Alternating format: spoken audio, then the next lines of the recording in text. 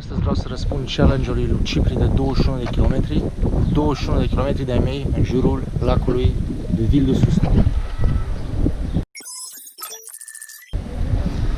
Suntem aici, o să alerg pe aici, în jurul lacului, pe banda asta verde.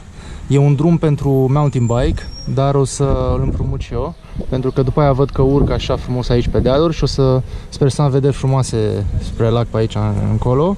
După aia o să mă întorc pe aici așa și o să cobor frumos până înapoi la punctul de start. Sunt 21 de km, dacă nu sunt 21 de km o să mai fac încă 1 km în plus pe aici ca să ajung la 21.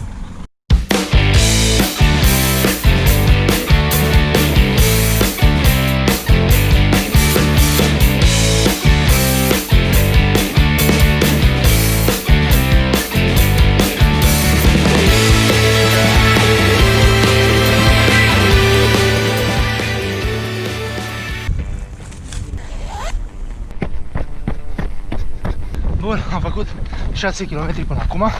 Noroc că e un pic de vânt, mă ține răcorit. Am tot mâncat și am băut în astea 2 zile ce au trecut, pentru că am avut petreceri și simțeam că trebuie să mă duc să fac sport ca să elimin tot vinul ăla pe care l-am băut și toată mâncarea, că corpul simte nevoia de sport, simte nevoia să te consume.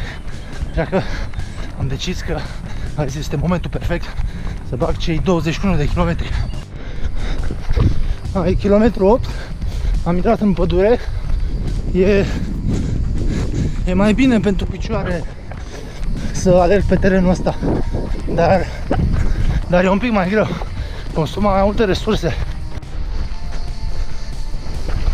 Urmăresc panourile alea, că așa zicea la începutul traseului pe hartă să fac.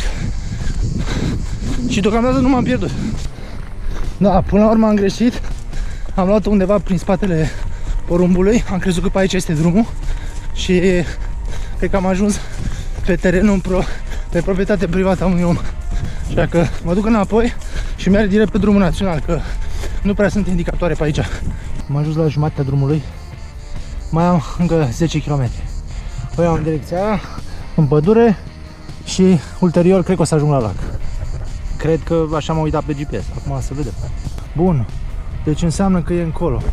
Am oprit un pic pentru că nu mai știam pe unde sunt. Am dat de proprietăți private, am zis să nu mai iau pe acolo, că ultima oară nu s-a întâmplat așa de bine pe proprietăți private.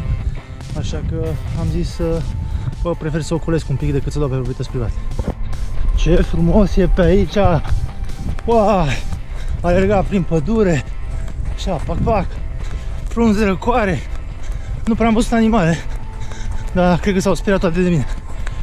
Mi-aduc aminte de ce zicea Xavier, să fac pași mici, să țin mâinile cât mai jos și să mișc corpul cât mai puțin. Eu încerc, dar cu oboseala care crește, e din ce în ce mai greu să fac chestia asta. Sunt la kilometrul 15, mai am încă un sfert, încă 5 km, nu, încă 6 km, dar e ok. Cred că sunt pe drumul cel bun. Aici e o pistă, merge spre Sustons pe acolo, dar cred că o să continui pe drum, că m-am uitat pe GPS și mai face un pic, mai ocolește un pic o bucată.